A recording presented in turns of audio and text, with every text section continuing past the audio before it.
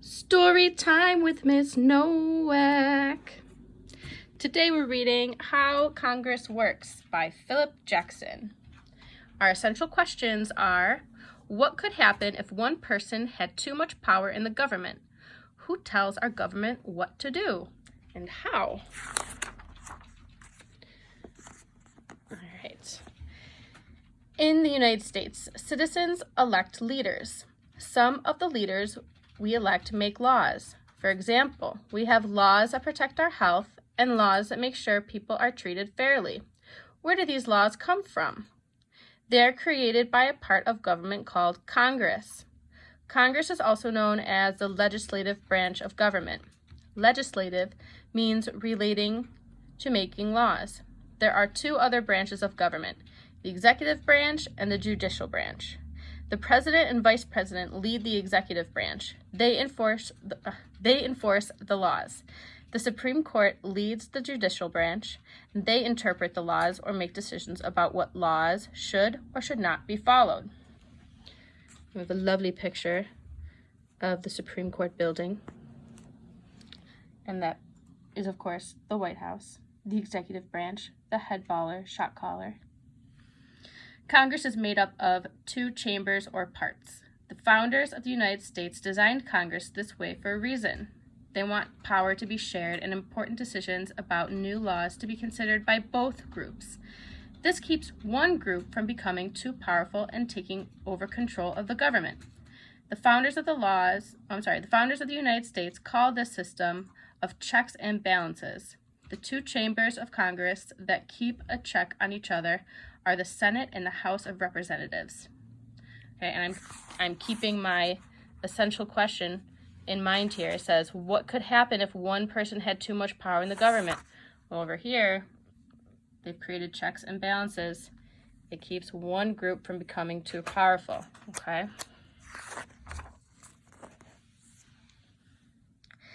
People elected to serve in the Senate are called senators. Each state has 2 senators that represent it, which means we have 100 senators that represent the 50 states. People elected to the House of Representatives are called representatives. They might also be called congressmen or congresswomen. The number of representatives for each state depends on the state's population. For example, Vermont has only 1 member in the House of Representatives. Texas, a much larger state with many more people, has 36 members in the House of Representatives. The total number of members in the House of Representatives is 435. There's all those lovely people. Hi.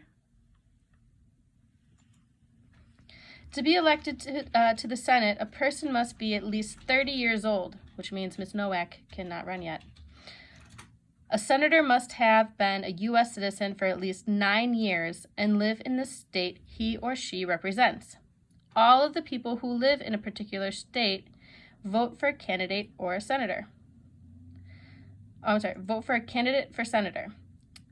Members of the House of Representatives must be at least 25 years old. They must have been a U.S. citizen for at least 7 years and live in the state they represent. Representatives are voted on by only the people who live in their district. A district is a section of the state, okay?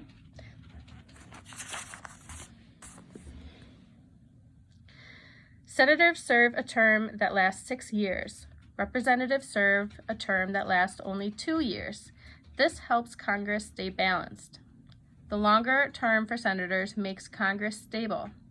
Senators are not as affected by the public pressure on current issues. However, the shorter term for representatives drives them to respond quickly to current issues and changes in public opinion.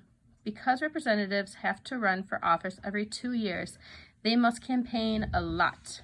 During this process, they meet people in their districts and hear about citizens' immediate concerns. Currently, no limit exists on the number of times a senator or representative can be elected. So if you drive around during certain parts of the years, you'll see all of these signs on people's yards. All right, these people are paying attention to what the citizens in their districts want to change and that they're going to try to say, you know, free, I don't even know. I'm not a politician. I can't help you there. See what this little square says. It would be impossible for a member of Congress to become an expert on every subject that might come up. A congressional committee allows members of Congress to develop specialized knowledge about a subject. They use this knowledge to review, inform, and recommend policies to the other members of Congress. The most important work of Congress is forming and passing laws. A suggestion for a new law is called a bill. Members of Congress work on committees that present, discuss, and revise bills. Congress has many different types of committees. For example, they have committees on banking, natural resources, and housing. Each chamber of Congress has its own set of committees. Neither state nor the House of Representatives can make a law on its own. The two chambers have equal power, and both must vote to approve a law.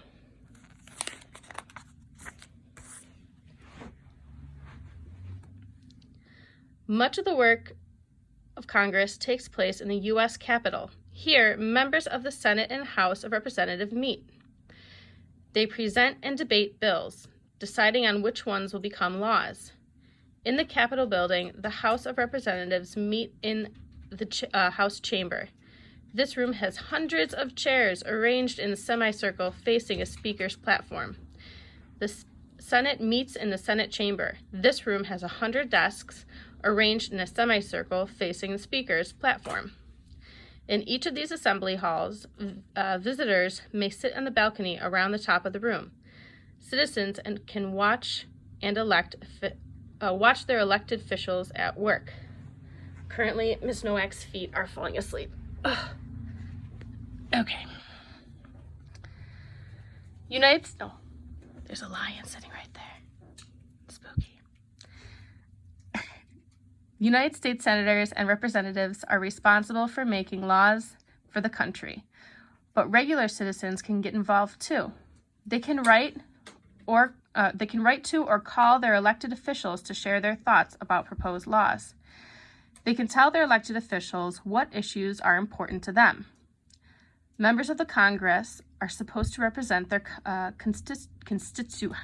do you say that word, John? Constituents? Yes. Constituents, or people in their states and districts. Those citizens have the right and responsibility to participate in government also.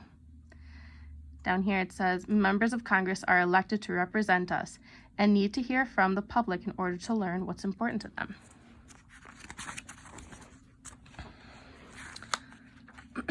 What's this say? Okay, so we're not going to read that part. All right, so from here, guys, we're going to talk about the text connections and the look closer. I'm going to post these on Facebook.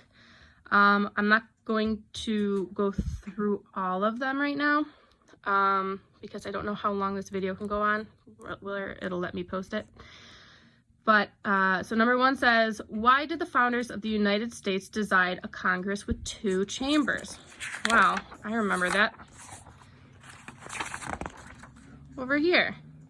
Okay, and we talked about this with the essential question as well.